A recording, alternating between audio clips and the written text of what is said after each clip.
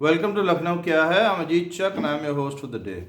This is my third video on the Kashmir Files. They say I look like Anupam Kher because of my bald, fair looks. Maybe my ancestors and Kher's ancestors came from the same district in Kashmir, and the Anupam Kher look is quite common in some parts of Kashmir. Like Anupam Kher, I have a Lucknow connection, I have a Chandigarh connection, and I have a Kashmir connection. Now, what is Anupam Kher's Lucknow connection?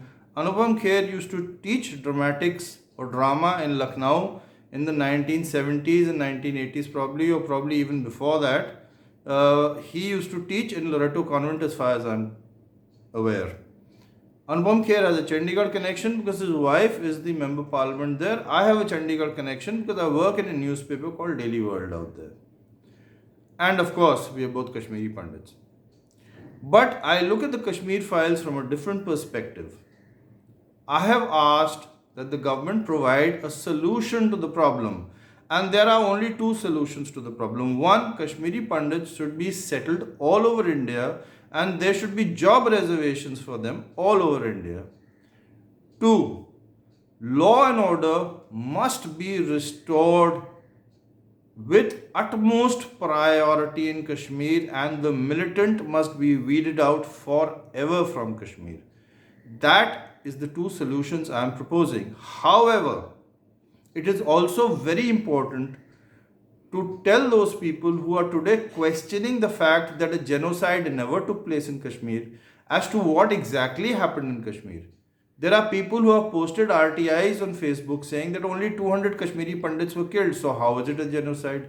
There is another list which says 600 Kashmiri Pandits were killed. So how can this compare with a genocide like the genocide committed against Jews in Germany? Well, it's not the same thing. However, Kashmiri Pandits lost a lot and they lost their cultural identity. They lost their homeland. And there was an ethnic cleansing in Kashmir. But behind this, we have to find out why the Kashmiri Pandit was made to suffer. The Kashmiri Pandit was called a Mukbir. The Kashmiri Pandit was called an informer of India. He was called a person who informed the Indian army. He was called a person who was a traitor to the cause of Kashmir. But what was he? The unfortunate part is that the Kashmiri Pandit was a patriot and he suffered for his patriotism. And because of this patriotism, he had to be thrown out of Kashmir by the militant and their backers sitting in Pakistan. It is here that the government of the day totally failed the Kashmiri Pandits. It is here that they had to sell their properties at distress rates. It is here that they had to run and live like refugees. I met a girl in Delhi who works in an MNC. She came from a Kashmiri Pandit family who had to leave Kashmir in 1990.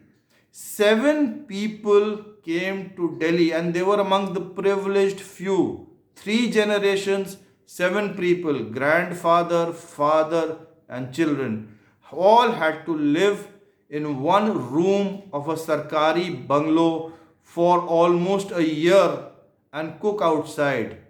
There were families of Kashmiri Pandits who had to resort to prostitution to keep body and soul together. And why were they reduced to this level? They were reduced to this level because they were faithful and loyal to Bharat Mata. It is all very well for some woman on TV to say that I saw in the Kashmir Files that people were shouting Bharat Mata ki Jai and Vande Mataram. Yes, I agree. We should shout Bharat Mata ki Jai and Vande Mataram. But that is not the solution to the problem of the Kashmiri Pandit.